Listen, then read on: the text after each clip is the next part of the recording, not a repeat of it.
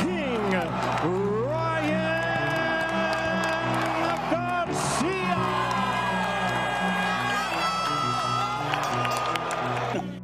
Defending undefeated WBC International and WBO Intercontinental Lightweight Champion, Devin the Dream Haney.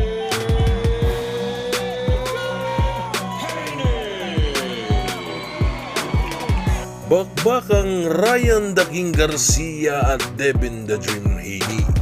Ito na po ang isa sa mga pinakakinaabangan na laban dito sa bansang Amerika.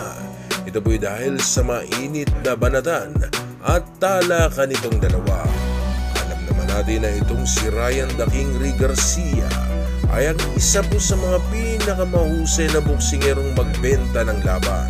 Gamit ang taglay-taglay po nitong karisma at malupit na nagiging banat sa kanyang mga nakakalaban. Sa boxing po kasi mga idol ay ang pang-aalas ka sa laban ay ang pinakamabisang paraan para mabenta ang laban, na kung saan po ay palaging ganito sinisimulan nitong si Garcia ang pagbenta at pag-promote ng kanyang mga laban. Pero hindi lamang dito sa talakan mahusay ang boksingerong si Ryan Garcia, dahil sa may mga talim din at kabigatan ng mga suntok nitong binabato na naging dahilan kung bakit mayroon itong kasalukuyang kartada na 24 na panalo may isang talo at may 20 nanakaw dito sa kanyang 24 na naipanalo mga laban. Pumapalo po sa 83% ang knockout ratio nitong si Ryan Garcia. Dedikasyon po lamang ito na isa rin talagang knockout puncher itong si Garcia, na sa oras na mailapat na niya ang kanyang signature moves na counter left hook ay talagang may kalalagyan din ng gusto ang kalaban, lalong-lalo na kung ito ay may kahinaan sa pagtanggap ng mga nagbibigatang suntok.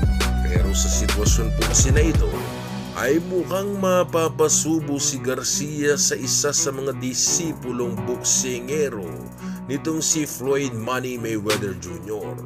At ito na nga ay si Devin the Dream Haney, na isa lang namang undisputed lightweight world champion at kasalukuyang ring WBC super lightweight world champion dito sa kanilang magiging sagupaan ni Ryan Garcia. Itinuring na karibal ng dalawang isa't isa dahil dito sa kanilang naging amateur fights mga idol ay 6 na beses na po kasi silang naglaban, na kung saan ay parehas silang umiskor ng 3 panalo. Kaya naman ang ibig sabihin po lamang nito ay tabla ang kanilang naging serye, na kung saan ay dito sa kanilang unang magiging sagupaan bilang isang profesional na boksingero malalaman kung sino ba talaga ang mas malakas at mas magaling na boksingero dito sa super lightweight division.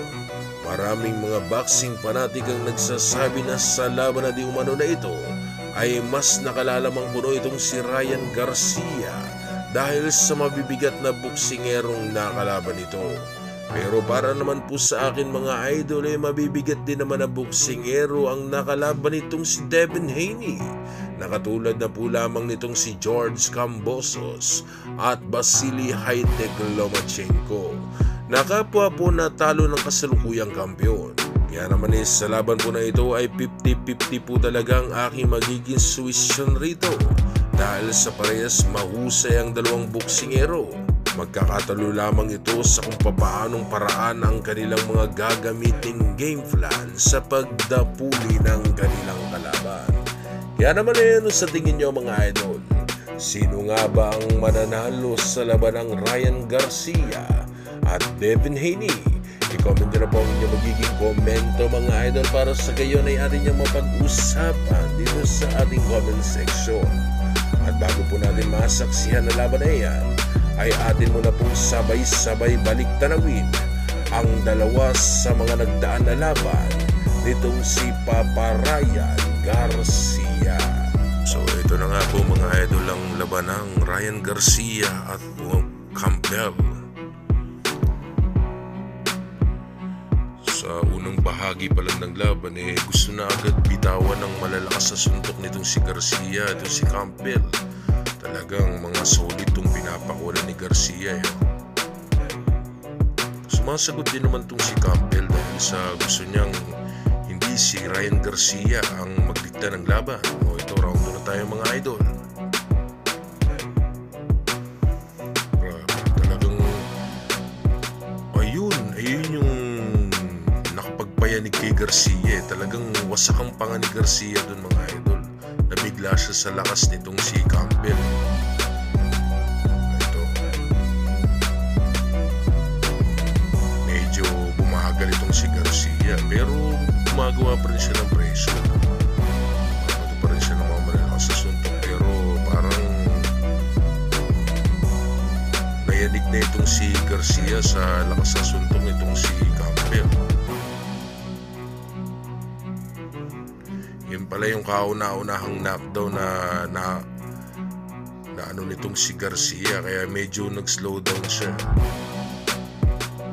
So talagang malalakas sa suntok ang palitan ng dalawa. Talagang pumapalit din ng suntok tong si Campbell So, round 5 na tayo mga idol. Ganito lang muna yung tema natin mga idol. Kwento-kwentuhan lang muna tapos ano lang tayo sa laban. Ito yung pangit kay Garcia mga idol yung pag sumusuntok siya hindi siya yung pag lumulusob yung kalaban nakaiwang bukas yung depensa niya kaya pumasok yung yung malakas na suntok nito ni Campbell at ganun din nangyari sa kanya yung sinuntok siya ni Davis.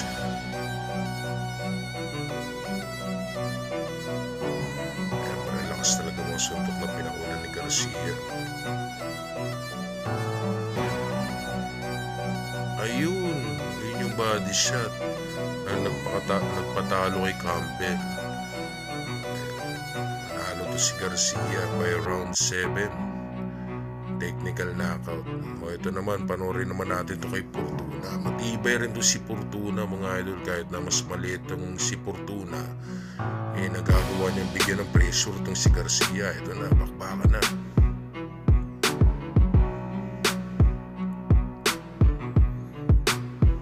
O, round 2 na tayo mga idol, round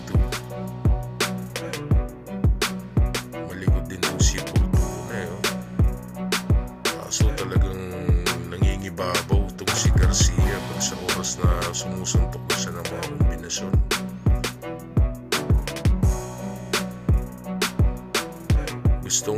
Gustong i-corner ni Garcia kasi medyo malikot nga itong si Fortuna.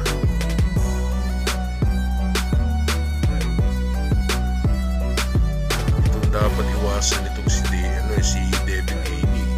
Yung mga left ni Garcia talagang mayayanig ang panga nitong si Devin Haney sa oras na tumama itong mga hook ni Garcia mga idol.